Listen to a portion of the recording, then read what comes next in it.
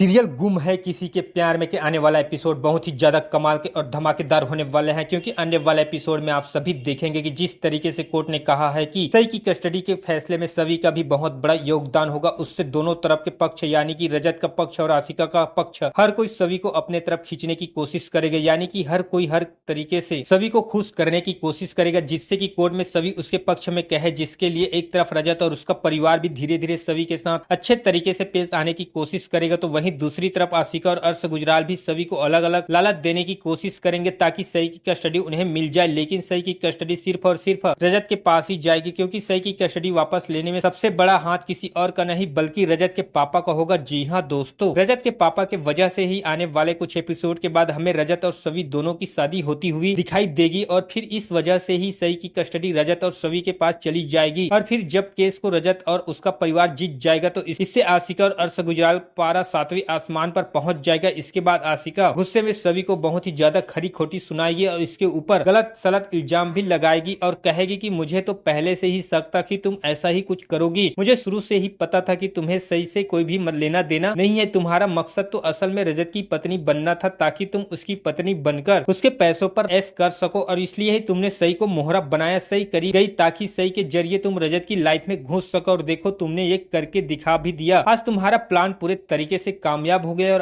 आज तुम रजत की पत्नी बनकर मेरे सामने खड़ी हो। वाकई में तुमने बहुत अच्छा दिमाग लगाया। इस तरीके से आशिका और गुजराल अपनी भड़ास सभी के ऊपर ढेर सारे इल्जाम लगाकर निकालने की कोशिश करेंगे, जिससे कि सभी को बहुत ही ज्यादा गुस्सा आ जाएगा, और इससे पहले कि सभी उनके बातों का जवाब देगी उससे पहले ही रजत सभी को डिपेंड करते हुए आशिका के सामने आकर खड़ा हो जाएगा और सभी का साथ देते हुए वह आशिका के हर एक इल्जाम का हर एक बातों का मुंह तोड़ जवाब देगा और कहेगा कि जो इंसान खुद जैसा होता है उसे पूरी दुनिया भी वैसी ही नजर आती है। तुम खुद एक लालची किस्म की औरत हो जिसने पैसों के लालच में मुझे छोड़ा, यहाँ तक कि अपनी 6 महीने की छोटी सी बच्ची को भी छोड़ा और इस गुजराल के साथ चली गई, इसलिए तुम्हें पूरी दुनिया की सारी औरतें अपने जैसी ही नजर आती है। लेकिन सच यह है कि सारी औरतें तुम्हारी जैसी लालची और खुदगर्ज नहीं होती। कुछ औरतें सभी के जैसे भी होती है जो खुद से पहले दूसरों के बारे में सोचती है। सभी का सही के साथ भले ही कोई खून का रिश्ता नहीं है, लेकिन फिर भी वह सही से इतना ज्यादा प्यार करती है जितना कि तुम 7 जन्म में भी नहीं कर पाओगे। और इस तरीके से रजत भी आशिका को बहुत ही ज्यादा खरी खोटी सुनाता है, जिससे कि आशिका और अर्श गुजराल को बहुत ही ज्यादा आ जाता है, लेकिन फिर भी वो लोग आगे कुछ कह नहीं पाते और चुपचाप से वहां से निकल जाते हैं। तो वहीं दूसरी तरफ रजत को भी सभी का पक्ष